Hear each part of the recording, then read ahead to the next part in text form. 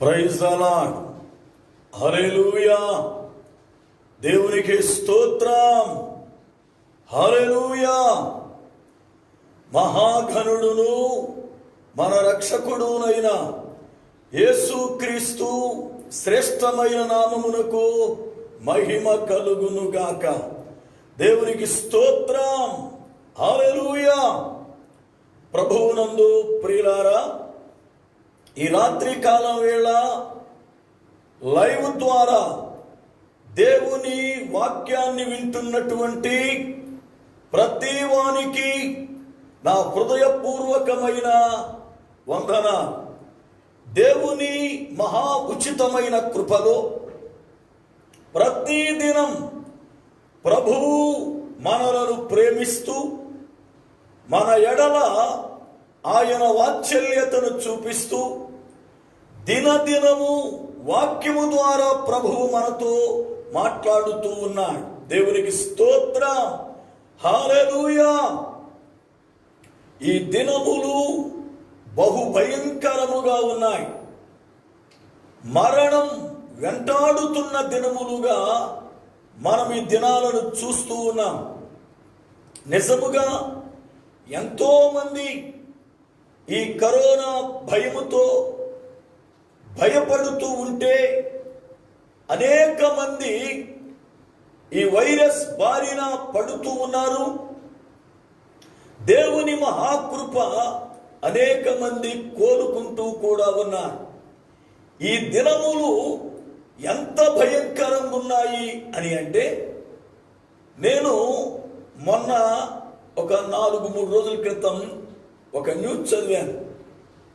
ఏమిటి అంటే, ఏలూరు ప్రాంతములో ఒక తండ్రి కుమారుని తీసుకుని వైరస్ చెకప్కి వెళ్ళాడు. అయితే ఆ చెకప్ రిపోర్ట్ వచ్చింది, తండ్రికి వైరస్ లేదు, నెగటివ్ అని వచ్చింది. తండ్రి దూరంగా కూర్చున్నాడు. ఈ కుమారుడు తండ్రికి నెగటివ్ వచ్చిందన్న సంతోషముతో దగ్గరికి వెళ్ళి చెప్పకుండా దూరముగా ఉండి కేకేశాడు. కేకేసి చెప్పాడు.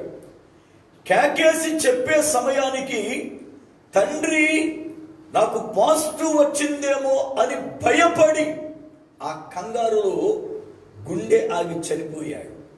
ఎంత దుఃఖకరమో కదా. నేడు వచ్చి చనిపోతున్న వారు కొంతమంది అయితే, భయముతో చనిపోతున్న వారు అనేక మంది. ప్రియులారా, ఈ దినములు బహు భయంకరముగా ఉన్నాయి. ఈ దినములు ఎప్పుడు క్షేమముగా మారతాయో తెలియదు. ఎందుకంటే దేవుని ప్రణాళికలో ఆయన ఎప్పటి వరకు ఈ వైరస్కి అనుమతించాడో, ఇది ఎంతమందిని తుడిచివేయాలని ఆయన యొక్క కోపమయ్యిందో మనకు తెలియదు.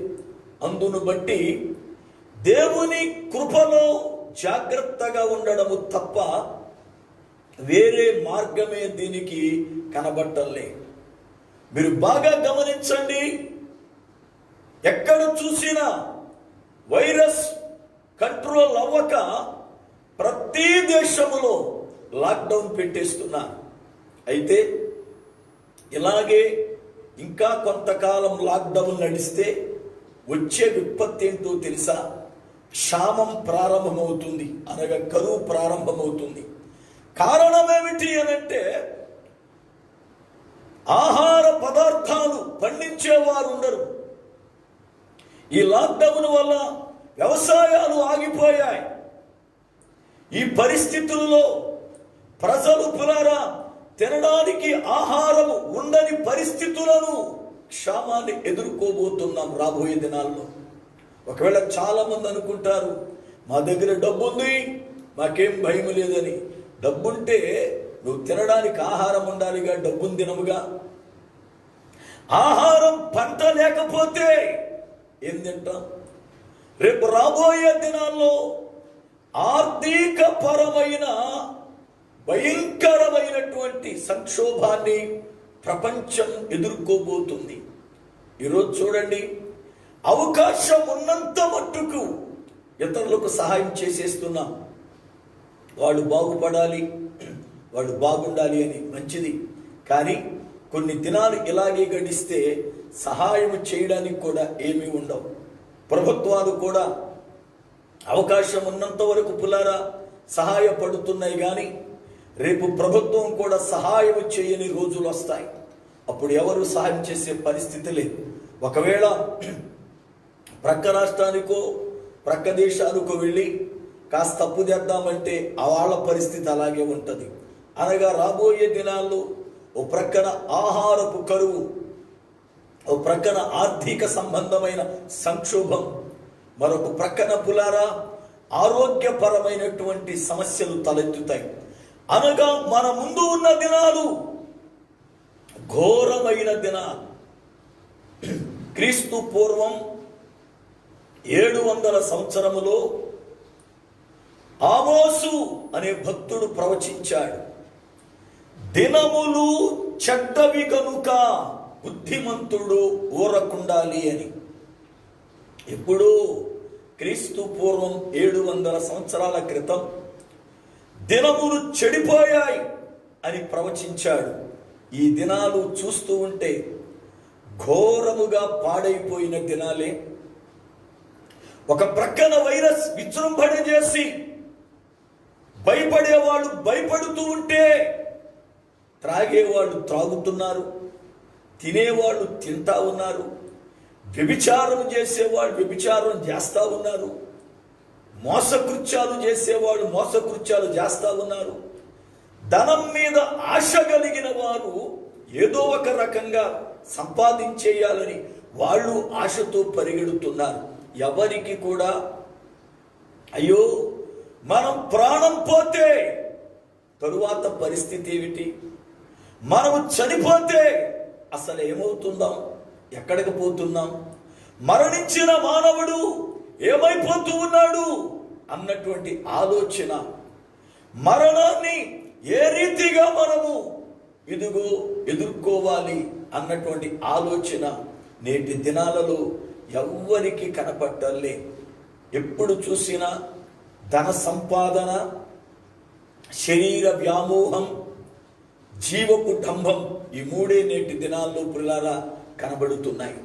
క్రైస్తవులు అనబడుతున్న బిడ్డలు కూడా చాలా మంది ఈ లోకములోనే ఉండిపోయారు. ప్రియులారా, దైవజనునిగా నా మనవి, ఈ కడవరి దినములలో ఆత్మ సంబంధమైన బిడ్డలుగా ఎదిగి ఆత్మ సంబంధమైన బిడ్డలుగా పులారా మనము చక్కగా ఫలించి ప్రభువు యొక్క రాకడ కొరకై సిద్ధపాటును కలిగి ఉండవలసినటువంటి వారమై ఉన్నాం. నేటి దినములు భయాన్ని కొల్పుతూ ఉన్నాయి. ఏ క్షణములు ఏం జరుగుతుందో, ఏ క్షణములు ఎవరికి ఏ విపత్తి వస్తుందో, ఏ క్షణములు ఎవరిని గూర్చి ఎలాంటి చెడ్డ వార్త వినవలసి వస్తుందో అన్నటువంటి విషయాలు పులారా నేడు మనుషులు భయాన్ని కలిగిస్తూ ఉన్నాయి. తల్లి జాడ పిల్లకు లేకుండా, పిల్ల జాడ తల్లికి లేకుండా, చెట్టుకొకరు పుట్టకొకరై చెదిరిపోతారు అన్నటువంటి పరిస్థితులు నేడు చూస్తున్నాం. ఈ దినాలు ఎంత ఘోరంగా ఉన్నాయంటే, భార్య చనిపోతే భర్త వెళ్ళి చూడడానికి లేదు కదా, తల్లి చనిపోతే పిల్లలు వెళ్ళి చూడడానికి లేదు కదా, భర్త చనిపోతే భార్య వెళ్ళి చూడడానికి లేదు, బంధువులు చూడడానికి లేదు. ఒక అనాథ శవముగా ఈనాడు పులారా కరోనా వైరస్ బారిన పడిన బిడ్డల పరిస్థితులు చూస్తున్నాం. అందుకనే దేవుని పిల్లలుగా మీరు నలుగురిలో ఉన్నప్పుడు, నలుగురిలోనికి వెళుతున్నప్పుడు, బయటకు వెళుతున్నప్పుడు తగు జాగ్రత్తలు తప్పనిసరిగా తీసుకొని, దేవుడు నీకెంత కాలము ఆయుష్నిచ్చాడో అంతకాలము వరకు దీర్ఘాయుష్మంతులుగా బ్రతికి ప్రభువు రాకడ కొరకై సంపూర్ణమైన సిద్ధపాటు కలిగి ఉంటే ప్రభువు కృప ఆయన రాకడ వచ్చినా లేక మన పోకడ జరిగిన ప్రభువుతో ఉంటాం. అపోస్తలుడైన పౌలు గారు ఒక చక్కని మాట అంటాడు, దేహముతో ఉన్నను దేహము విడిచినను మనము ఆయన యొద్ద ఉండాలని ఆశపడుతున్నాము అంటాడు. దేహము విడిచినను, దేహము పులార దేహములో ఉన్నను ఆయనతో ఉండాలి అనేది మన నిరీక్షణ. ఒకవేళ ప్రభు మనల్ని పిలిస్తే సిద్ధపాటు కలిగి ఉంటే చక్కగా ప్రభు దగ్గరికి చేరుకుంటాం. లేదు, ప్రభు రాకడొస్తే మనము సిద్ధపడి ఉంటే ఆయనతో కలిసి పులారా మనము దేవుణ్ణి మహిమపరిచే రీతిగా ఆయనతో ఉంటాం. కనుక దేవుని పిల్లలమైన మనం ఈ దినాల్లో చాలా జాగ్రత్తగా మన యొక్క ఆత్మీయ జీవితాన్ని కాపాడుకోవాలి. ఈ దినమున దేవుని యొక్క వాక్యాన్ని విందాం. ప్రభు మహాకృప, ప్రతి దినం ఎంతో శ్రేష్టమైన విషయాలు ప్రభు మనతో మాట్లాడుతున్నాడు. నిజముగా సంసోనును గురించి ఇంత అద్భుతమైన వర్తమానాలు వింటామని ఏనాడు ఊహించలేదు. కానీ ఆశ్చర్యకరుడైన ఆ ప్రభు తన మహాకృపను బట్టి వింటున్న బిడ్డలను ప్రేమించి అల్పుడనైన నన్ను వాడుకుంటూ నడిపిస్తూ ఉన్నాడు. ప్రియులారా, ఇక వాక్యాన్ని విందాం. సిద్ధపడ్డారా? బైబిల్ గ్రంథాన్ని దగ్గర పెట్టుకున్నారా? నోట్స్ పెన్ను తీసుకోనండి. చక్కగా పులారా బోధించబడుతున్న విషయాలు చక్కగా వ్రాసుకోనండి. ప్రభువు ఎన్నో విషయాలు ఆధ్యాత్మికంగా మాట్లాడుతున్నాడు. మనము సంసోను తన బలాన్ని పోగొట్టుకుంటే ఏమైపోయాడు అన్న 7 విషయాలు ధ్యానిస్తున్నాం. సంసోను బలవంతుడుగా ఉన్నప్పుడు గొప్ప కార్యాలు చేశాడు కదా. అయితే ఆ బలము పోయినప్పుడు, దేవుని ఆత్మ విడిచినప్పుడు సంసోను జీవితంలో ఏమేమి జరిగాయి, సంసోను పరిస్థితి ఏమైపోయింది అన్న విషయాలలో 2 విషయాలు ధ్యానించాం. ఒకటి, ఆయన బంధించబడ్డాడు అని. రెండవది, కన్నులు ఊడబెరికాడు అని, గుడ్డివాడైపోయాడు అని ప్రియులారా మనము ధ్యానించాం. జాగ్రత్త గమనం చేద్దాం. ఈ రాత్రి వాక్యమును చదువుకుని లేఖనములలో నుండి 3వ విషయాన్ని మనం ధ్యానం చేద్దాం. న్యాయాధిపతుల గ్రంథము 16వ అధ్యాయము 22వ వచనం. న్యాయాధిపతుల గ్రంథము 16వ అధ్యాయము 22వ వచనాన్ని చదువుతున్నా. అతడు బందీ గృహములో తిరగని విసరవాడాయను. అయితే అతడు క్షవరము చేయబడిన తరువాత అతని తల వెంట్రుకలు తిరిగి మొలుచుటకు మొదలు పెట్టెను. దేవునికి స్తోత్రం, హల్లెలూయా. ప్రార్థన చేసుకుందాం. సర్వకృపానిధివగు పరమ తండ్రి, నీ శ్రేష్టమైన ఉన్నతమైన నామమునకై స్తోత్రాలు వందనాలు చెల్లిస్తున్నా. మీ అత్యంతమైన కృపను బట్టి దేవా, ఈ రాత్రి కాల వేళ దైవజనునిగా మీకును వింటున్న ప్రజలకును మధ్య నిలబడి ఉన్నా. నన్ను జ్ఞాపకం చేసుకొని మరుగుపరచండి. వాక్యము వింటున్న ప్రతి బిడను బలపరచండి. వాక్యం వింటూ ఉండగానే వారికి హృదయ కవాటములు తెరువబడి ఆత్మ సంబంధమైన కార్యము వాళ్ళ హృదయములో జరుగునట్లుగా వాళ్ళను భ్రమపరుస్తూ, వాళ్ళను వెరిపిస్తూ, వాళ్ళను ఆయన ఇదిగో త్రోవ తప్పిస్తున్న ప్రతి విధమైన దురాత్మ కార్యములు లయపరచబడినట్లుగా నీ కార్యము జరిగించుమని ఈ రాత్రి దైవజనునిగా నన్ను మీ చేతులకు అప్పగించుకొని చూడగా నీ కృపతో నింపుమని యేసు శక్తి గల నామమున ప్రార్థిస్తున్నాను పరమ తండ్రి, ఆమేన్. దేవునికి స్తోత్రం, హల్లెలూయా. ప్రభువునందు ప్రియులారా, దేవుని యొక్క లేఖనములో సంసోను జీవితములో జరిగిన 3వ ఘట్టాన్ని ఈరోజు మనం ధ్యానించబోతున్నాం. లేఖనములలో రాయబడిన ప్రకారము సంసోనుని ఫిలిస్తీన్లు బంధించి 2 నేత్రాలు ఊడబెరికి సంసోనును తీసుకొని పోయి బందీ గృహములో బంధించి ఆ బందీ గృహములు ఉన్నవారికి ఆహారాన్ని సిద్ధపరిచేటట్లుగా, ఆహారాన్ని తయారు చేసేటట్లుగా, వారి కొరకై ఆహారమును పులారా సిద్ధపాటు కలిగించడానికి తిరగలిని విసిరిస్తూ ఉన్నారు. తిరగలి విసురువాడయ్యాడు. అనగా సంసోను ఇప్పుడు ఏమయ్యాడయ్యా అంటే బందీ గృహములో ఉన్నవారికి ఆహారమును సిద్ధపరుస్తూ ఉన్నాడు. జాగ్రత్తగా గమనించవలసిన విషయం, దేవుని బిడ్డగా ఎదిగిన సంసోను శ్రేష్టమైనటువంటి అనుభవాల గుండా నడిచిన సంసోను, దేవుని చేత బలపరచబడిన సంసోను ఇప్పుడు ఏం పని చేస్తున్నాడయ్యా అంటే ఆత్మ పోయింది, అంధుడయ్యాడు. ఆ బందీ గృహములో ఉన్న వారికి ఆహారాన్ని సిద్ధపరుస్తున్నాడు. ఈ రోజున అనేక మంది దైవజనులు, అనేక మంది సంఘ కాపరులు ఏమైపోయారు అంటే సంసోను వలె అంధులైపోయి, సంసోను వలె గుడ్డివారైపోయి, చెరలో ఉన్న వారికి, జైలులో ఉన్న వారికి, లేక బందీ గృహములో ఉన్న వారికి ఆహారాన్ని సిద్ధపరిచి పెడుతున్నారు. నా మాటలు రాత్రి జాగ్రత్తగా మీరు గమనించాలి. దైవజనుడు తన యొక్క విశ్వాసులైన వారికి వాక్యాన్ని సిద్ధపరచాలి, దేవుని పిల్లలకు ఆహారాన్ని సిద్ధపరచాలి.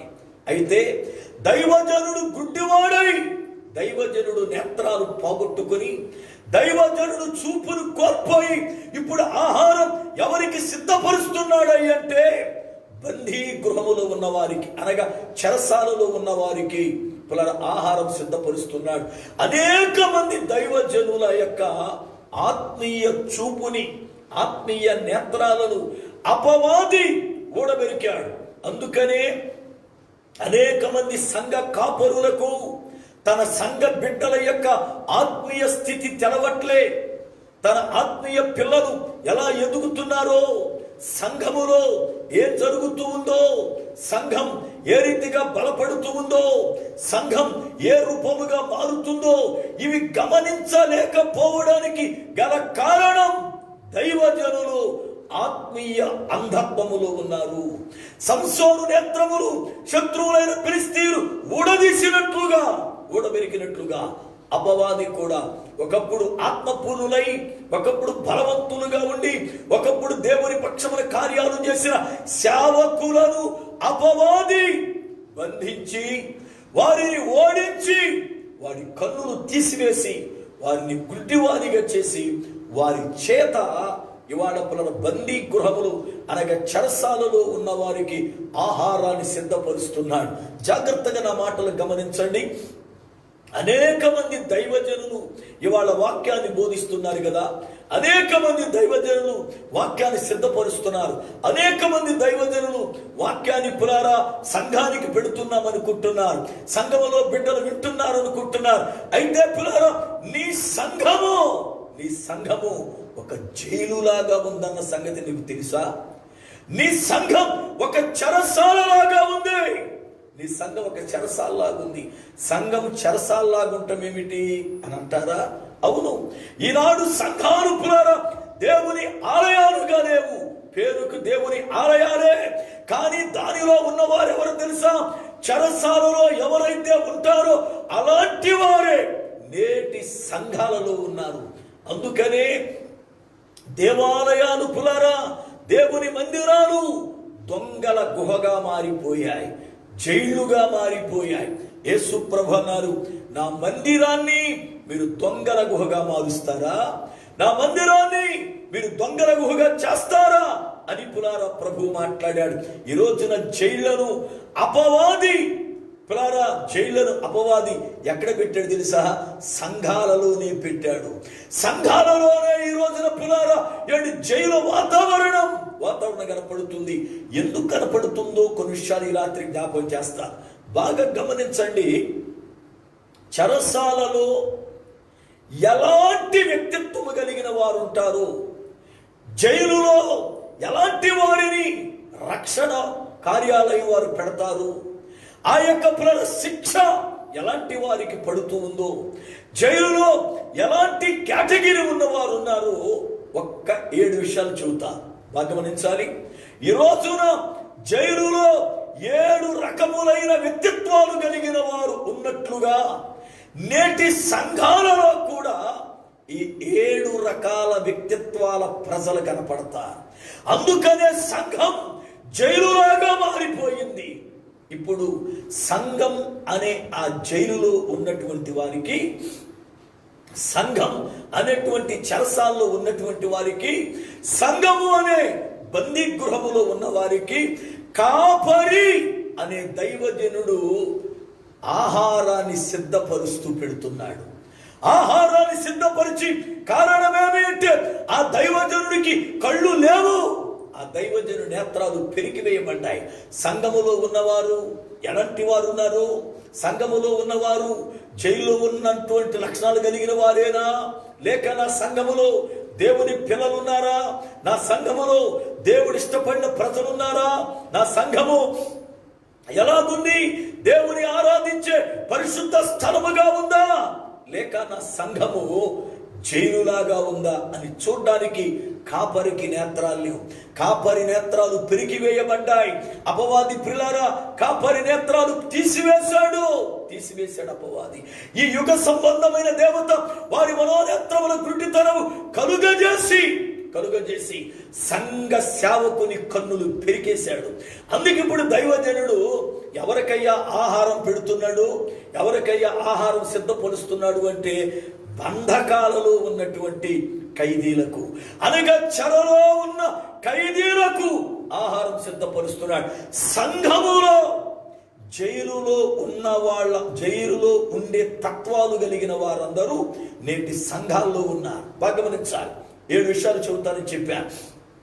నంబర్ 1, జైలులో ఎలాంటి లక్షణాలు కలిగిన వారు ఉంటారు, జైలులో ఎవరిని పులారా పోలీసు వారు పెడతారు, జైలుకి ఎలాంటి వారు పెడతారంటే నంబర్ 1, నరహత్య చేసిన వారు జైలు పాలవుతారు.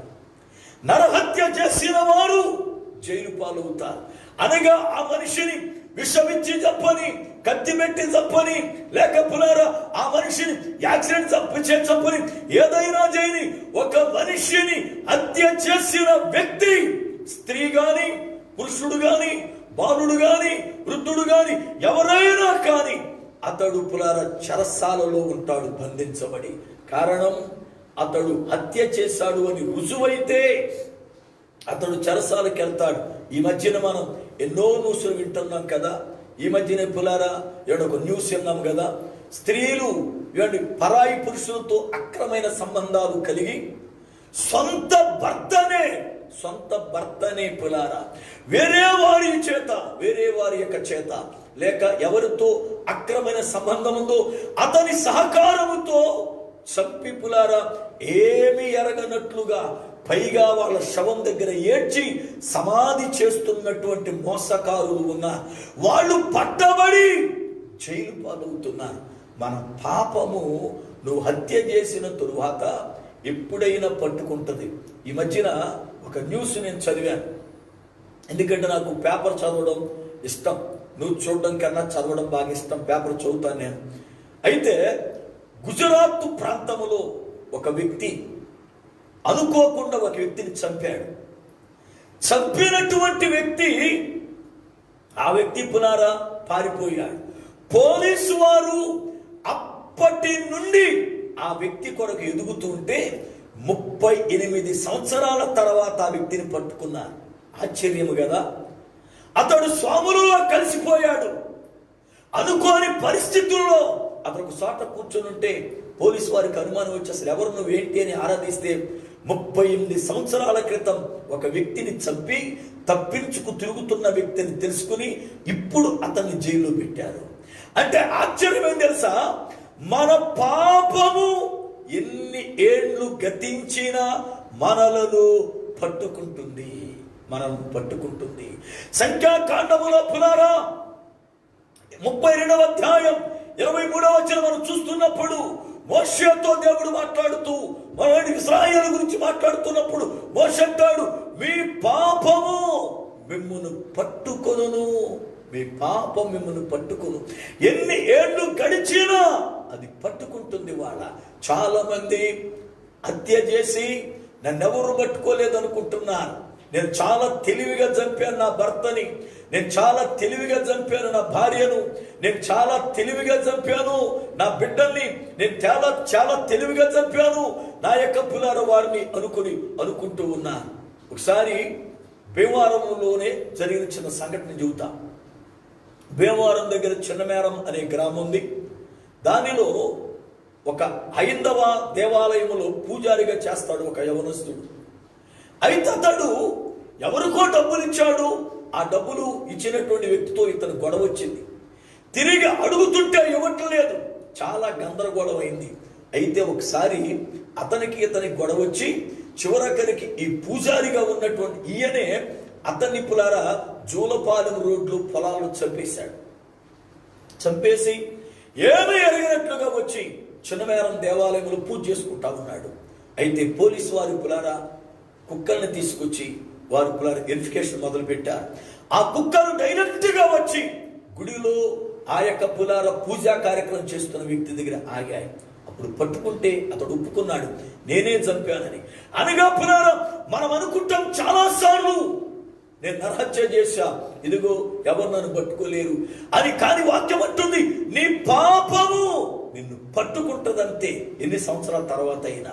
ఈ రోజున చాలా మంది హత్యలు పులారా చేస్తా ఉన్నారు. కారణం ఏంటి తెలుసా, వాళ్ళ భోగాలకు వాళ్ళ యొక్క కార్యాలకు ఇతరులు అడ్డుగా వస్తే అతడు తండ్రిని చూడటల్లా, తల్లిని చూడటల్లా, భర్తను చూడటల్లా, భార్యని చూడటల్లా, పిల్లని చూడటల్లా, ఎవరైనా సరే నాకు నేనే ముఖ్యం, నాకు అడ్డం రాకూడదని అడ్డం వచ్చిన పిల్లలైనా సరే విషమిచ్చి చంపేయడము, భర్త అయినా సరే విషమిచ్చి చంపేయడము, భార్య అయినా సరే విషమిచ్చి చంపేయడము, లేదంటే ఇతర వ్యక్తులతో కలిసి ఏదో ఒక రకముగా అతన్ని హతం చేయడానికి, ఆమెను హతం చేయడానికి పరిగెడుతూ ఉన్నారు మనుషులు. అనగా అపవాది మనుషులను హంతకులుగా మార్చివేస్తున్నాడు, హంతకులుగా తయారు చేస్తున్నాడు అపవాది. నేటి దినాలలో అనేక మంది పులారా ఇతరుల విషాన్ని కక్కేవారిగా, కోపదారులుగా, ఏ రీతిగానైనా ఇతడు ఉండకూడదు, ఈమె ఉండకూడదని చంపివేసుకున్నారు, హత్యలు చేస్తూ ఉన్నారు. కానీ ఎన్ని సంవత్సరాలైనా నువ్వు తప్పించుకుంటావేమో కానీ ఒక రోజున పట్టుబడిపోతావు. జాగ్రత్తగా గమనించాలి. ఒకసారి ఒక గ్రామంలో జరిగినటువంటి చిన్న సంఘటన చెబుతాను. ఒక యవనస్తుడు ఒక బూట్ షాపులోకి వెళ్ళాడు లేసు కొనడానికి. అంటే బూట్లు కట్టుకునే తాడు ఉంటుంది కదా లేసు, దాన్ని ఎందుకంటే మరి లేసు అంటే ఒకవేళ తినే లేసు అనుకుంటాను, అందుకాదు. అందుకనే క్లియర్గా చెబుతున్నా, బూట్ కట్టుకునే తాడు అది చాలా చక్కగా నెయ్యబడింది, చాలా సాఫ్ట్గా ఉంది, చాలా అందంగా ఉంది. ఆ షాప్ ఆయన అడిగారు, ఎవరయ్యా ఎంత చక్కగా నేశారు, ఎంత మృదువుగా ఉంది అంటే ఆయన చెప్పాడు, మేము పలానా దగ్గర కొంటామండి, వాళ్ళే దీన్ని నేస్తారంటే. సరే అడ్రస్ ఇవ్వు, నేను కూడా వీళ్ళు ఒకసారి చూస్తానన్నాడు. అతడు యవనస్తుడు అడ్రస్ తీసుకున్నాడు, ఆ ఇంటికి వెళ్ళాడు, ఇల్లు డోరు కొట్టాడు. డోరు కొడితే కాసేపటికి ఇంట్లో ఉన్నటువంటి ఒక మనిషి పిల్లార వచ్చి డోర్ తీసింది. డోర్ తీస్తే ఇతడు అంటున్నాడు, అమ్మా ఇదిగో ఈ లేసు చాలా బాగుంది అంటా ఉంటామనుకుంది. లేసుల కోసం వచ్చి ఉంటాడు అనుకుని, లేసులు ఇప్పుడు లేవు, ఇదిగో నేసిని అన్ని కూడా తీసుకున్న భర్త వ్యాపారం చేయడానికి వెళ్ళాడు, మళ్ళీ నెల వరకు లేసులు తయారవు కనుక ఇప్పుడు లేవంటే ఆయన చెప్పాడు, నేను కొనడానికి రాలేదు, నేను కొనడానికి రాలా, ఈ లేసులు ఎలా తయారు చేయిస్తాడో చూడడానికి, ఎవరు తయారు చేస్తున్నారో చూడడానికి వచ్చాను, మీ లేసులు చాలా మన్నుతుని అని పులారా మాట్లాడాడు. ఎప్పుడైతే మీ లేసులు మన్నుతుని చాలా అందంగా తయారు చేస్తున్నారు అని అన్నాడు, ఆమె మనసులో ఒక ఆశ ఏంటంటే నన్ను బాగా మెచ్చుకున్నాడు. పాపం ఎక్కడ ప్రారంభమవుతుంది అంటే పొగడత దగ్గరే. జాగ్రత్తగా గమనించాలి. అవ్వతో అపవాది సర్పములో ప్రవేశించి మాట్లాడేటప్పుడు, అవ్వా ఈ పండుగాని మీరు తింటే దేవతలాగా ఉంటారు అన్నాడు. అంటే పొగడ్త మనిషిని ఎంత నాశనం చేస్తా ఉందో చెప్పలేము. కానీ చాలా మందికి పొగడ్తంటే ఎంత ఇష్టమో కదా. ఎంతసేపు కూడా నన్ను పొగడాలి, నన్ను పొగడాలి, నన్ను పొగడాలి అనుకుంటారు. నేను చెబుతా దైవజనుడుగా, నిన్ను మీ ఆత్మీయ తండ్రి గాని మీ సేవకుడు గాని పదే పదే పొగుడుతున్నాడంటే నీ నాశనం దగ్గర పడిందని అర్థం. ఎందుకో తెలుసా? పొగడ్త వల్ల గర్వము పెరుగుద్ది. గర్వం పెరుగుద్ది. గర్వము నాశనానికి ముందు నడుస్తుంది. దాని కాళ్ళు ఉన్నాయి, గర్వానికి కాళ్ళు ఉన్నాయి. అందుకే నాశనానికి ముందు నడిచి చివరాఖరికి నువ్వు గర్విష్ఠివై నీ ఆత్మీయ జీవితంలో నాశనం అవుతావు. అందుకే దైవజనుడు ఏదైనా సందర్భం వస్తే ఈ బిడ్డ ఇంత చక్కని కార్యం చేశాడు అని చెప్పాలే తప్ప ప్రతి చిన్నదానికి పెద్దదానికి బుడబుక్కులాగా దప్పు కొట్టకూడదు. చాలా మంది పాస్టర్లకు ఇదే పని. సంఘస్థులు ఉబ్బేత్తా ఉంటారు. వాళ్ళకి చివరాఖరికి ఉబ్బు కానూరు వస్తాయి. జాగ్రత్త పాదుర్లారా. విశ్వాసం ఉబ్బేయొద్దు. విశ్వాసులకి వాక్యాన్ని బోధించండి. ప్రభువు రాకడికి పెళ్లి కూతురుగా సిద్ధపరచండి. అంతేగాని వాళ్ళని బొగుడి ఎంతసేపు అడనకాల పుల్ల డబ్బు కొట్టి వాళ్ళ దగ్గర ఏదో లాభాపేక్ష పొందుకుని వాళ్ళని నాశనం చేయొద్దు. చాలా సంఘాలలో ఉన్న జనాలకు అలవాటు ఏంటంటే పొగడ్త కావాలా. 10 రూపాయలు కానికిస్తే పొగడాలి, ఇక్కడ కుర్చీ తీసి అక్కడ పెడితే పొగడాలి, పాట పాడితే పొగడాలి, వాయిద్యం వాయిస్తే పొగడాలి, వాక్యం చదివితే పొగడాలి. ఇవాళ అన్ని పొగడ్తలే. ఎంత భయంకరమో చెప్పన పొగడ్తల పిచ్చి. బైబిల్ చదివితే ఆశ్చర్యం వేస్తుంది. ఎందుకంటే సౌలు త్రోవ తప్పిపోయాడు. సౌలు పైన మండిపోతా ఉన్నాడు సమూయేలు. కారణం ఏమిటంటే దేవుడు ఆజ్ఞాపించిన వాటిని చేయలే. అమాలేకీయుల రాజైనటువంటి అగాగుని తుత్తునీరుగా నరికాయి. ఏది మిగల్చొద్దు అనంటే గొర్రెల్లోనూ మేకల్లోనూ కోడెల్లోనూ బాగా బలిసినాటిని క్రొవ్వుబట్టిన వాటిని దాచేసి అగాగు రాజును చంపకోకుండా పట్టుకుని పక్కన కూర్చోబెట్టుకున్నాడు. ఈ రంకెలేస్తంటే దేవుడు అన్నాడు సమూయేలుతో, చూడు సౌలుకు ఒకసారి మళ్ళీ టైం ఇమ్మన్నావుగా, ఇచ్చా. ఏం చేశాడు చూడంటే సమూయేలు రౌద్రుడే వచ్చేసి సౌలా నువ్వు చేసిన పనేంటి అంటే, నేనేం చేయలేదయ్యా. మరి అరుపులేంటి? అవి ప్రజలు బలర్పించడానికి సిద్ధపరిచారయ్యా అని ప్రజల మీద తోసేశాడు. అప్పుడు సమూయేలు అంటాడు, నువ్వు చేసింది న్యాయయుక్తం కాదు, నువ్వు చేసింది మంచి పని కాదు, కనుక నేను నీతో ఉండను అని వెళ్ళిపోతుంటే ఇతడు తప్పు చేశాడు. ఏమంటే దేవుడేమో నశింపజేయమంటే బ్రతకనిచ్చాడు. దేవుని ఆజ్ఞను మీరిపోయి కూడా అతను అంటాడు, నీ వచ్చి నన్ను ప్రజల ఎదుట గణపరచు, నీ వచ్చి నన్ను ప్రజల ముందు పొగుడు అంటే తప్పు చేశాడు అయినా పొగడాలట. ఇవాళ పొగడత ఎంత భయంకరం కదా. సంఘాల్లో కూడా ఏమండి తప్పులు చేస్తూ ఉంటారు, వాళ్ళని పాస్టర్ గారు పొగడాల. అవునా కదా? ఏమండి నువ్వు చేసే పనికిమాల పనులు ఏమండి సంఘానికి తెలుసు, పైగా సంఘానికి తెలిసిన నిన్ను పొగడాల. చాలా మంది పొగడతలకు అలవాటైపోయారు. అందుకే వాళ్ళెంత దౌర్భాగ్యంగా బ్రతికినా, ఎంత దరిద్రంగా నడుస్తున్నా వాళ్ళకు పొగడత అవసరం కనుక సంఘాలకు చెబుతారు, మమ్మల్ని పొగడాలి. పాస్టర్ గారు ఇప్పుడు పొగడండి. అందుకే మేము ఆ సంఘానికి వెళ్తల్లా. పాస్టర్ గారు పొగడ్డానికి ఏం పని? పాస్టర్ గారు ఏమైనా బుడబొక్కలో నిన్ను పొగడ్డానికి? ఏంటి చాలా మంది జీవితాల్లో ఎంత దారుణం అంటే చెప్పలేము. మనం చేసే అన్ని పునార వాక్యానికి విరుద్ధమైన పనులే, కానీ వాళ్ళకి పొగడత కావాలా. సౌలు అంటాడు, నీ వచ్చి జనుల ముందు నన్ను గణపరచు. ఓ ప్రక్కనేమో సమయాలు గద్దిస్తా ఉన్నాడు, నువ్వు బుద్ధి లేని పని చేసేవేటయా, నువ్వు ఇలా నడిచేవేంటి అని సమయాలు గద్దిస్తా ఉంటే అయ్యే పట్టించుకోవట్లా. నువ్వు వచ్చి నన్ను పొగుడు నన్ను వచ్చి పొగుడు. ఇవాళ సంఘాల పరిస్థితులు కూడా అంతే కదా. ఓ పక్కన వ్యభిచారం చేస్తూ ఉంటాడు ఆ మనిషి చేస్తూ ఉంటుంది, వాళ్ళని పాస్టర్ గారు పొగడాల.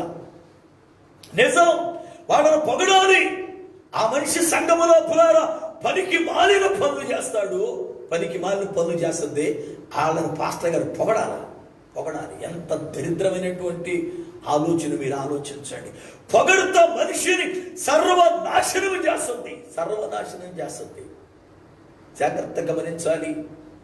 దైవజనుడైన వాడు పులారా గద్దిస్తే చక్కగా ఆనందముతో స్వీకరించి తప్పును సరి చేసుకోవాలి. కానీ పొగడతలకు అలవాటు పడితే నాశనమైపోతావు. ఈ స్త్రీని మీ లేసు బాగుంది, చాలా బాగా అల్లారు అనగానే పొగడుతూ ఉబ్బిపోయి బయట నిలబడి ఆ యవనస్తుడిని ఇంట్లోకి రమ్మని పిలిచి కుర్చీ వేసింది. ఇంట్లో భర్త లేడు, ఇంట్లో ఎవరు లేరు, ఆమె ఒక్కతే ఉంది పిల్లారా, ఒక్కతే ఉంది. ఇదిగో ఆమె పిల్లారా ఆ వ్యక్తిని ఇంట్లో పిలిచి కుర్చీ వేసి మాట్లాడుతూ ఉంది. కాఫీ ఇచ్చింది, తాగుతున్నాడు. ఆ కుర్రోడి మీరు పొగుడుతా ఉన్నాడు. మీరు ఎంత బాగా అల్లుతున్నారండి, మీ లేసులు ఎంత బాగున్నాయండి, మీరు కూడా ఎంత మంచోళ్ళండి అంటూ ఉంటే వీళ్ళ మాటలు పెరిగి పెరిగి పెరిగి చివరికి ఎంత భయంకరమైన పరిస్థితికి వచ్చి తెలుసా? నిన్ను విడిచి నేను ఉండలేను అన్నంత పరిస్థితికి వచ్చాయి.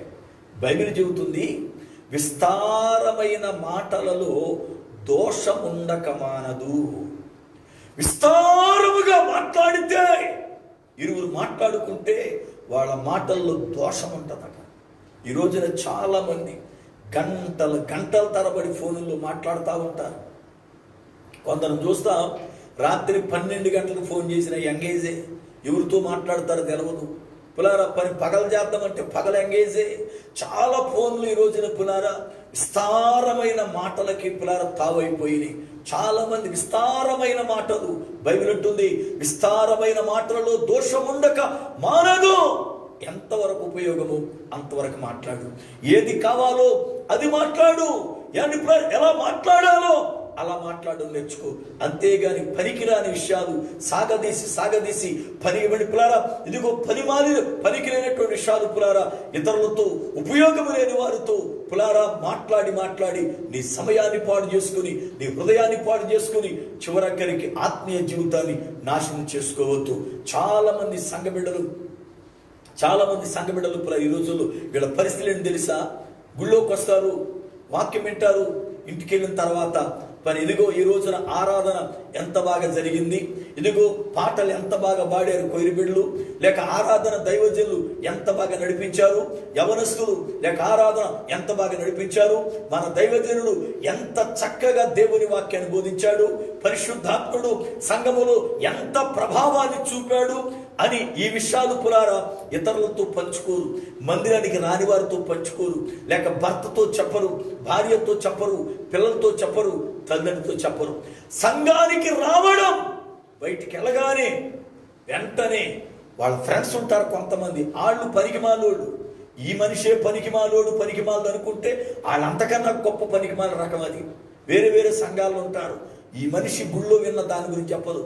దైవజనుడు పొరపాటున కానీ ఇదిగో ఈ కార్యక్రమం ఉంది, దానికి మనం తల రూపాయి వేసుకుందాం అన్నాడా, వెంటనే ఈ మాట ఇతర సంఘాలకి చెప్పేస్తుంది. ఈ మనిషి మా పాస్టర్ ఎప్పుడు చూసిన డబ్బులు అడుగుతాడు, ఆ సంఘానికి వెళ్ళబుద్ధిగా అట్లా.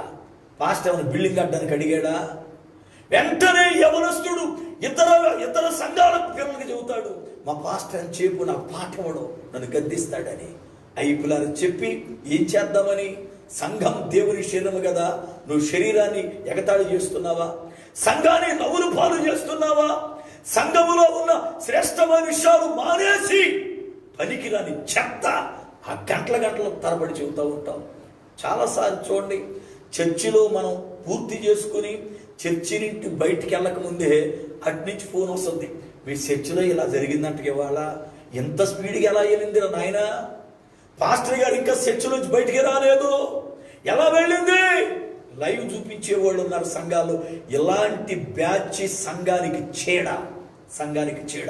ఇలాంటి వాడు సంఘ నాశనానికి కారకులు. జగత్సుమా, సంఘ అభివృద్ధి కొరకు పాటుపడు, సంఘ క్షేమం కొరకు కష్టపడు, సంఘములో ఆరాధన విషయాలు నలుగురితో పంచుకొని ప్రభు యొద్దకు నడిపించు. అంతేగాని చెత్త విషయాలు చెప్పి సంఘానికి చీడన తయారవద్దు. జాగ్రత్త సుమా. ఒకవేళ నీకు సంఘం నచ్చలేదా, దైవజనుడి మాటలు నచ్చలేదా, సంఘం మానేసి పోవతలకి. అంతేగాని సంఘాన్ని నవ్వులు పాలు చేసి దేవుని పరిచర్య అన్నడు కూడా మనం పాడు చేయకూడదు పులారా. ఈ మనిషి ఆ కుర్రవాడు మాట్లాడుకుంటూ చివరికి ఎంతవరకు వచ్చేసారు తెలుసా? నిన్ను విడిచి నేను ఉండలేను. అయితే భర్త ఉత్తరం రాశాడు, అమ్మా నా వ్యాపారం ముగిసింది, లేసులన్నీ అమ్ముడైపోయాయి, పలానా తారీఖును వచ్చేస్తున్నాను, ఇదిగో అని ఉత్తరం రాశాడు. అతడు వచ్చే రోజు 15 రోజుల ముందు ఉత్తరం వచ్చింది. ఇక ఈమెలో కంగారు బయలుదేరింది. అతడు వస్తే నేను కాపురం చేయను అతనితో, ఇప్పుడు ఇసిగిపోయా, తప్పదని కాపురం చేశా. నువ్వు చూపించే ప్రేమ నా భర్త ఎప్పుడు చూపించలేదు, ఇదిగో నువ్వు చూసినట్టుగా నన్ను ఎప్పుడు చూడలేదు ఆయన, అందుకని అతనితో ఉన్నాను. ఏం చేస్తావు చెప్పు, అతను రాకముందు వెళ్ళిపోతాం బయటికి, లేదా ఏం చేద్దామంటే ఆ యవనస్తుడు అన్నాడు, నువ్వేం కంగారు పడకు, అతడు వచ్చిన తర్వాత ఆలోచిద్దాం, అతడు రాగానే చక్కగా ప్రేమగా చూడు, అతడు పడుకుంటాడు కదా, అప్పుడు నాకు ఫోన్ చేయి, కబురు చేయి అన్నాడు. అలాగే పులారా భర్త దూర ప్రయాణం చేసి వచ్చాడు. ప్రయాణం అలసాడేమో, ఇంటికి రాగానే శుభ్రంగా స్నానం చేశాడు. పులారా అతనేదో కొంచెం త్రాగిడ అలవాటు ఉంది, త్రాగాడు, భోజనం చేశాడు, సాయంకాలం మాట్లాడదు అమ్మాయి అని పడుకున్నాడు. ప్రియులారా ఆ యవనస్తుడు కబురు చేసింది, ఇదిగో అతడు వచ్చాడు, తాగున్నాడు, పడుకున్నాడు, లేచాడంటే మన సంగతి తెలిస్తే ఇదిగో నన్ను చంపేస్తాడు, కానీ ఏం చేయాలో చెప్పంటే ఆ కుర్రను చెప్పాడు, ఏం చేయొద్దు, కంగారు పడద్దు, మీ ఇంట్లో ఒక బారు మేకుంటే ఆ మేకు తీసుకుని పడుకున్న వాడి కణతల్లో కొట్టేయి అన్నాడంతే.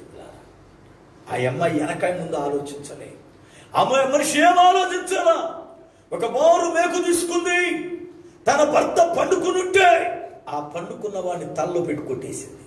అయ్యో నా భర్త కదా, ఇంతకాలం నన్ను పోషించాడే, నా తల్లిదండ్రులు విడిచిపెట్టి దగ్గర బ్రతికానే, ఇతడు నా జీవితమే, అయ్యో ఇతడే నా సర్వమే, మధ్యలో పోతాడు, వాడి కొరకు నేను నా జీవితాన్ని నాశనం చేసుకోవాలా అన్న వివేచన కనబడలేదు ఆ మనిషి దగ్గర, అన్న వివేచన రాలేదు. ప్రియులారా కొట్టేసింది, చనిపోయాడు.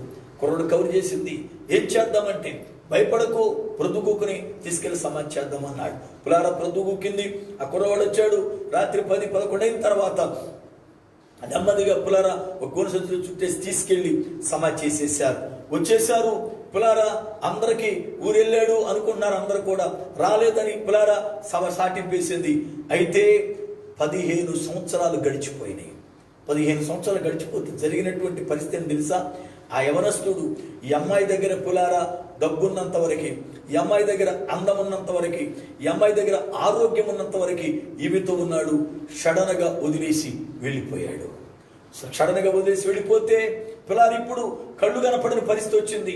అలాగే లేసులు అమ్ముకుంటూ నా చేతులారు నేనే నా భర్తను చంపేసుకున్నాను, అయ్యో ఇదిగో ఈరోజు నా పరిస్థితి ఏంటని ఏడుస్తూ అలాగే నెట్టుకుంటూ వస్తుంది. 15 సంవత్సరాల తర్వాత వాళ్ళ గ్రామానికి వేరే గ్రామము నుండి మంచినీళ్ల పైపు వేయాలని వాళ్ళు తవ్వుకుంటూ శ్మశానములో గుండా తవ్వుకుంటూ వస్తున్నా, దగ్గరగా ఉంటుందని తవ్వుకుంటూ వస్తున్నప్పుడు ద్వారా ఇతని సమాధి తవ్వితే ఎముకలు దొరికిని బయటేస్తామన్నాడు తవ్వినుడు. పుర్రె దొరికింది, లేపి వేస్తూ ఉండగా గలగలమని శబ్దం వచ్చింది. అతను డౌట్ వచ్చి పుర్రె గలగలమంటుంది ఏంటి అని చెప్పి దాన్ని చూస్తే లోపల మేకు కొట్టబడి ఉంది. డౌట్ వచ్చి ఎవరో ఇతన్ని మేకొట్టి చంపారు, అసలు ఇతడు ఎవరు, ఈ ఊర్లో ఎవరు చనిపోయాడు ఇలాగా ఏంటని మొత్తం పులారా ఆ పుర్రెని తీసుకెళ్లి ల్యాబ్లు ఎంక్వైరీ చేస్తే 15 సంవత్సరాల క్రితం ఇంత వయసున్నవాడు నిద్రపోతూ ఉండగా మేకొట్టబడి చనిపోయాడని రిపోర్ట్ వచ్చింది. వాడు ఎంక్వైరీ చేశారు, ఎవరు ఈ వ్యక్తి, 8 సంవత్సరాలు ఉన్నవాడు, 15 సంవత్సరాలు బట్టి ఎవరు కనపడకుండా ఉన్నారు ఏంటని చెప్పి మొత్తానికి ఎంక్వైరీ చేస్తే ఈమె అన్న సంగతి తెలిసింది. ఆ పుర్రెని ప్యాక్ చేసుకొచ్చి, అమ్మా నీ భర్త లేడు కదా, అవునయ్యా ఏదో ఊరెళ్ళిపోయాడు, తిరగలేదు అని ఏడుస్తా ఉంది, ముసలి కన్నీరు గాలుస్తూ ఉంది. అయితే పురాణం ఇదిగో నీ భర్త బ్రతుకున్నప్పుడు నీ పేరు మీద ఇన్సూరెన్స్ చేయించాడు, ఇదిగో దాని డబ్బులు వచ్చినాయని ఆ ప్యాకెట్ ని చేతిలో పెడితే, అయితే పోయాడులే ఈడోలు పెట్టిపోయాడు, ఆయన నేనే ఒప్పుకున్నాను, డబ్బన్నా వచ్చింది, ఈ టైంలో బ్రతకొచ్చు అని పులారా ఆ యొక్క డబ్బు ప్యాకెట్ అనుకుని దాన్ని ఓపెన్ చేస్తే ఏ తలలో మేకు కొట్టిందో ఆ తలే ఆమె చేతుల్లో ఉంది. తీసుకుని వెళ్ళి పులారా జైల్లో పడేశారు, చెరసాల్లో పడేశారు. చాలా మంది అనుకుంటున్నారు మనము నరహత్య చేశాం, అది ఇప్పుడు తెలవదులే. నరహత్య చేశాం, ఎవరు పట్టుకోలేరులే. కానీ బైబిల్ ఉంటుంది, నీ పాపము నిన్ను పట్టుకును. జైలులో ఎవరుంటారు అంటే నరహంతకులు ఉంటారు. ఇవాళ సంఘాలలో ఎవరున్నారో తెలుసా? నరహంతకులే. సంఘాల్లో నరహంతకులు ఎలా ఉన్నారండి? సంఘములో ఎందుకు నరహంతకులు ఉన్నారు? చూడండి, సంఘాల్లో ఉన్న నరహంతకులు ఎవరు? వాక్యాన్ని చూద్దాం. యోహాను రాసిన మొదటి పత్రిక, యోహాను రాసిన మొదటి పత్రిక 3వ అధ్యాయము 15వ వచనాన్ని చదువుతున్నా, జాగ్రత్త వినండి. యోహాను రాసిన మొదటి పత్రిక 3వ అధ్యాయము 15వ వచనం. తన సహోదరుని ద్వేషించువాడు నరహంతకుడు. ఏ నరహంతకుని యందు నిత్య జీవం ఉండదని మీరెరుగుదురు. ప్రియులారా, లేఖనములో వ్రాయబడిన మాట.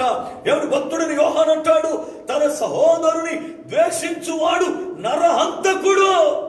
కత్తి పెట్టి బాహ్యముగా పొడిచిన వాడు నరహంతకుడైతే, ఆత్మ సంబంధముగా సహోదరుని ద్వేషించిన వాడు, ఆత్మ జీవితంలో ద్వేషమనే కత్తి చేత వాడిని చంపేశాడు వాడు. కనుక తన సహోదరుని ద్వేషించేవాడు నరహంతకుడు. ఈ రోజున పిల్లల సంఘాల్లో ఇప్పుడు ఉన్న క్రైస్తవులు ఆత్మ సంబంధమైన నరహంతకులు కాదంటారా? మీరు ఆలోచించండి. వాక్యం వింటున్న సోదరుడా, వాక్యం వింటున్న సోదరి, నీ సహోదరుని ద్వేషిస్తున్నావా, ప్రేమిస్తున్నావా? చాలా మందిని మీరు గమనించండి, వాళ్ళకు నచ్చినోళ్ళని ప్రేమిస్తా. ఒకవేళ పొరపాటున నువ్వు చేసింది తప్పు, నువ్వు మాట్లాడింది తప్పు, నువ్వు ఆ ఉండం తప్పు అని ఎవరైనా అంటే ఇక ఆ మనిషిని ద్వేషించడం మొదలు పెడతా. ఆ మనిషితో మాట్లాడడం మానేస్తారు. ఆ మనిషి మీద పులార ద్వేషాన్ని పెంచుకుని, ఆ మనిషిని గురించి చెడుగా ఆలోచించుకుంటూ, ఆ మనిషి కనపడిన వందనాలు చెప్పకుండా, ఆ మనిషి కనపడిన పులార కనీసం నవ్వు ముఖం పెట్టకుండా, ఆ మనిషిని పులార క్రీస్తు ప్రేమతో ప్రేమించకుండా ద్వేషం. నేటి సంఘాలలో ఎవరున్నారో తెలుసా? ఆత్మ సంబంధమైన నరహంతకులు. వింటున్న సోదరుడా, నువ్వు నరహంతకుడు అన్న సంగతి తెలుసా? నువ్వు నరహంతకుడు అయితే నీ ఉన్న సంఘం అది చెరసాలే, అది జైలే. జైలైన సంఘానికి, నరహంతకులు ఉన్నటువంటి ఆ యొక్క జైలుకి కాపరి గుడ్డోడై వాక్యం అనే ఆహారం పెడుతున్నాడు. కాపరి కళ్ళు లేని వాడై, మీరెవరో తెలియక, మీ పరిస్థితులు అర్థం కాక మీకు తిరగలిసిరుతున్నాడు. ఈ రోజున క్రైస్తవులను చూడండి, ద్వేషం. ఒకరంటే ఒకరికి పడతలేదు. తన సహోదరుని ద్వేషించువాడు. డినామినేషన్ ఏదైనా కానీ మనమందరము క్రీస్తుని బట్టి సహోదరులము, సహోదరులము. ఎందుకో తెలుసా? అందరం ఒకే రక్తము చేత పులారా కడగబడ్డాం. అందరము ఒకే వాక్యము చేత పులారా కనబడ్డాం. అందరము ఒకే పరమ తండ్రి పిల్లలము. కానీ వాళ్ళ ఎంతంత ద్వేషం ఉందండి. లూథరన్ వారు అంటే పెంతుకోస్తు వారికి పడదు, పెంతుకోస్తు వారు అంటే బాప్టిస్ట్ వారికి పడదు, బాప్టిస్ట్ వారు అంటే బైబిల్ మిషన్ వారికి పడదు, బైబిల్ మిషన్ వారు అంటే ఫెలోషిప్ వారికి పడదు, ఫెలోషిప్ వాళ్ళంటే పిల్లరా ఇంకొకరికి పడదు.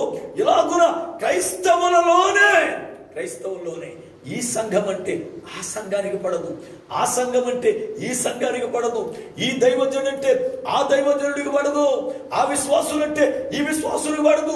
ఎంత భయంకరమో కదా. ఈ రోజున పునరా ఆలోచించండి.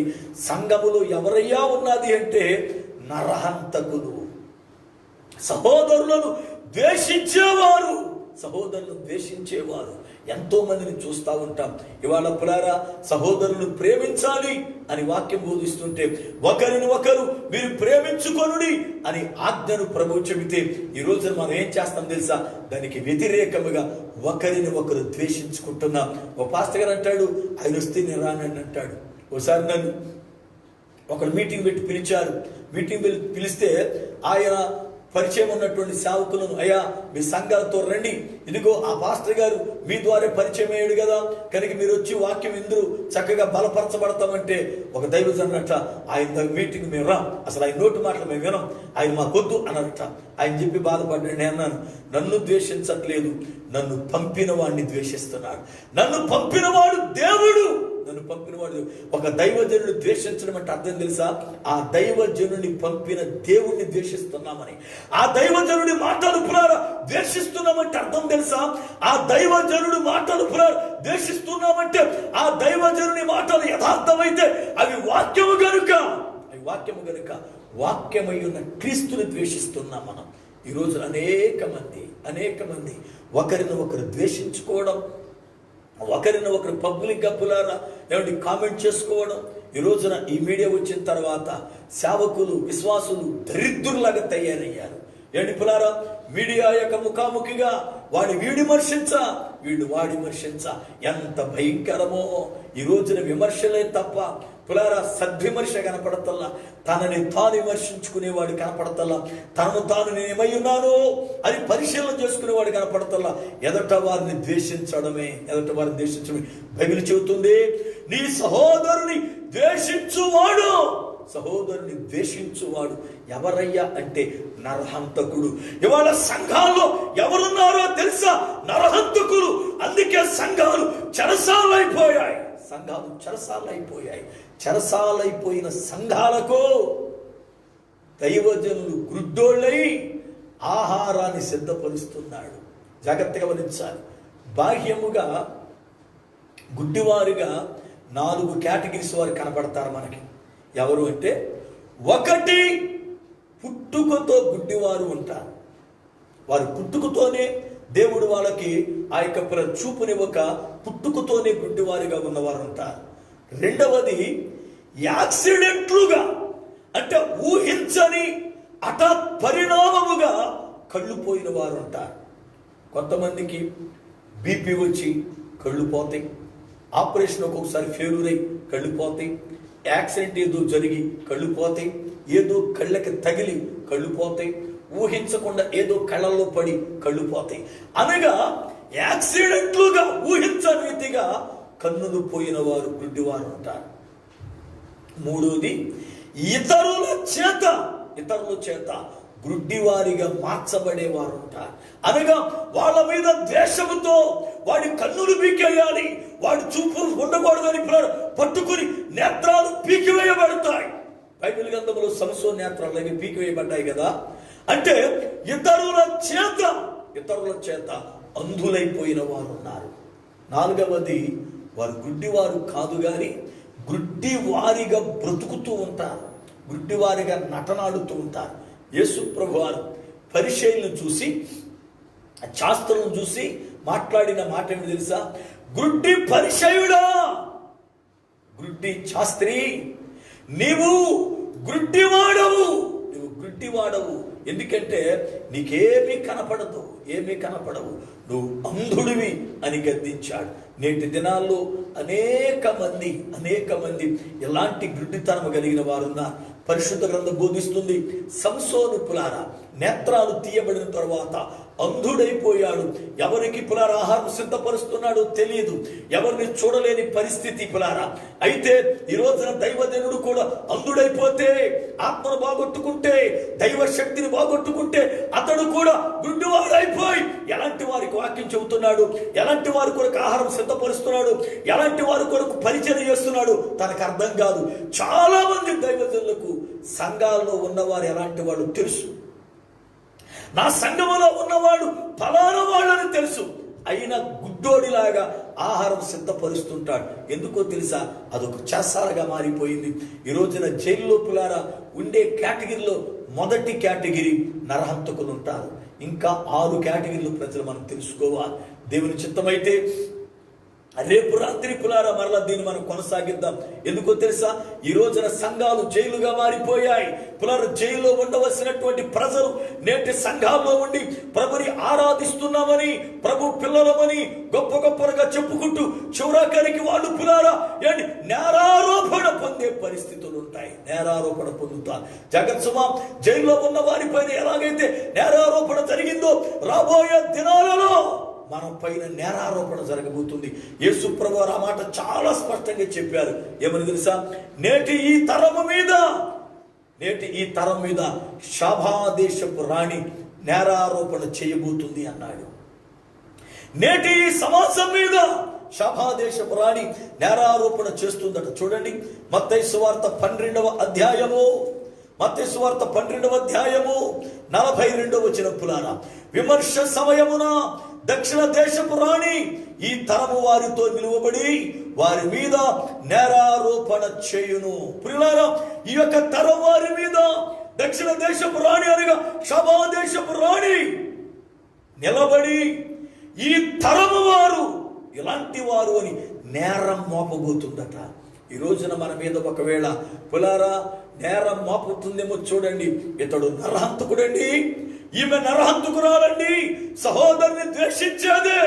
సహోదరుని ద్వేషించేవాడు, వీళ్ళల్లో దేవుని ప్రేమ లేదు, వీళ్ళల్లో దేవుని కనికరము లేదు, వీళ్ళల్లో దేవుని యొక్క పులార దయ లేదు, వీళ్ళల్లో దేవుని గురించినటువంటి ఆ యొక్క జాలి లేదు. చాలా ద్వేషపూరితమైన హృదయాలతో నింపబడిపోయారు. ఈ రోజున చూడండి, ఒక సంఘం అంటే ఒక సంఘం ద్వేషించుకుంటారు. ఒక సంఘం అంటే ఒక సంఘమే కాదు, ఒక్క సంఘములో ఉన్నవాళ్ళు కూడా వీళ్ళంటే వాళ్ళకు పడదు, వాళ్ళంటే వీళ్ళకు పడదు. చూడండి పులారా, ఒక్కొక్కసారి పులారా నలుగురు వరుసనే కూర్చుంటారు, ఇద్దరొక బ్యాచ్. ఈ రోజున పులారా సేవకులను చూస్తే సేవకులు కూడా ఒక 60 మంది ఉంటే పులారా 3 బ్యాచీలు ఆ సేవకులు.